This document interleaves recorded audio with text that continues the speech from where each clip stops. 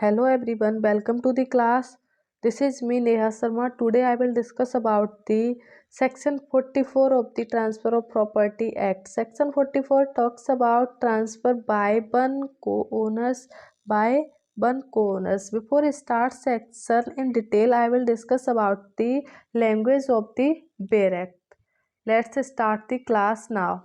Where one or two or more co-owners of immovable property legally competent in that behalf transfers his share of such property or any interest therein, the transferee acquires as to such share a interest, and so far as is necessary to give effect to be the transfer's right to joint possession or other common or part enjoyment of the property, and to enforce a partition of the same, but subject to the condition and liabilities affecting at the date of the transfers the share or interest to so transferred.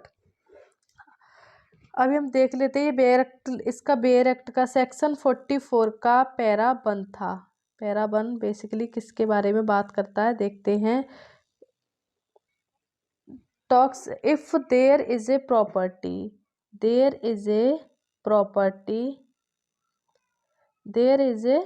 Property two co-owners हैं इसके, mister A and mister B. तो mister A ने decide किया कि वो अपनी property cell करेगा, यानी कि सेल ऑफ करेगा या ट्रांसफ़र करेगा या बेसिकली बेचता है, बेचने की सोचता है, बोलता है बेचेगा। तो अपनी प्रॉपर्टी मिस्टर ए सी को बेच देता है।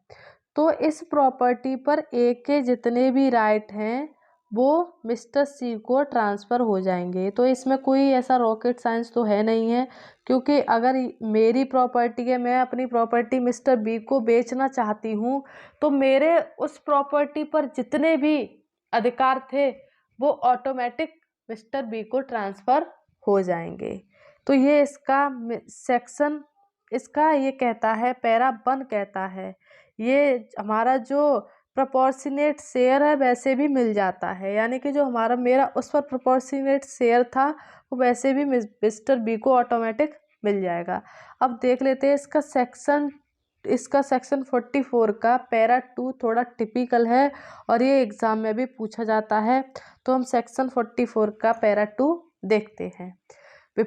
पहले हम बेयर एक्ट लैंग्वेज देखते हैं। Where the transferee of a share of a dwelling house belonging to an undivided family is not a member of the family, nothing in this section shall be deemed to the entitle him of joint possession or other common or part enjoyment of the house। तो section 44 का para 2 कहता है, देखो एक घर है, हम देख लेते हैं।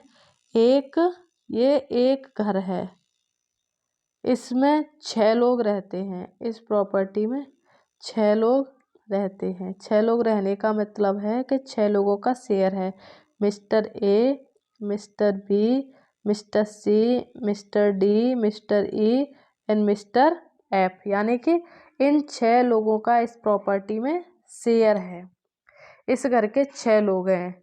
तो until and unless one person sharing transfer his share to any of the family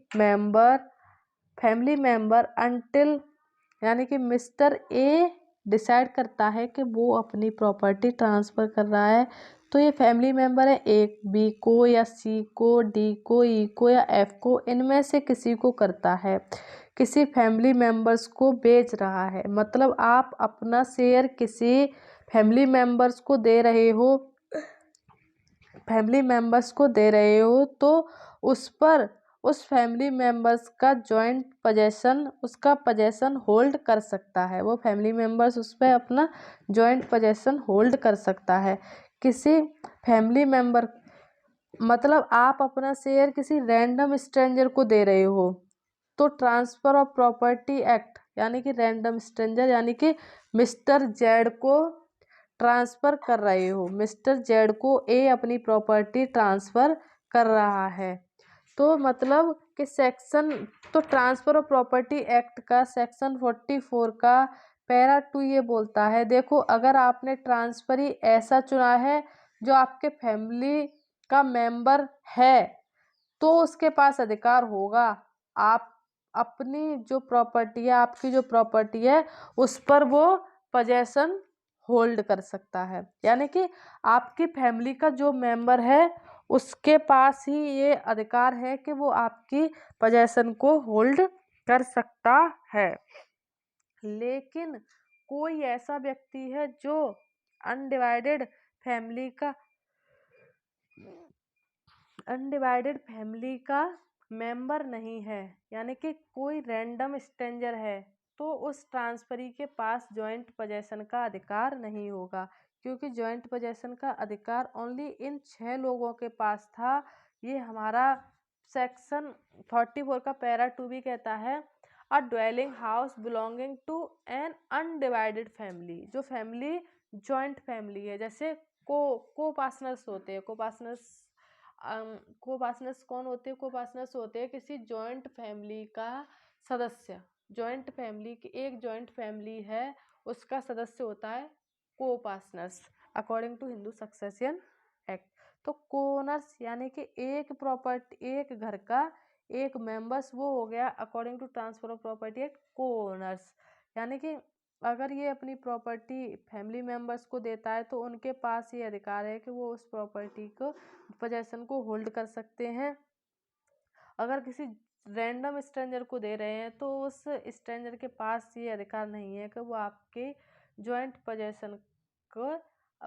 possession का अधिकार ले सकता है, उसके पास ये अधिकार नहीं है। आई थिंक आपको ये सेक्शन 44 समझ आया होगा। Thanks everyone, keep watching and keep learning.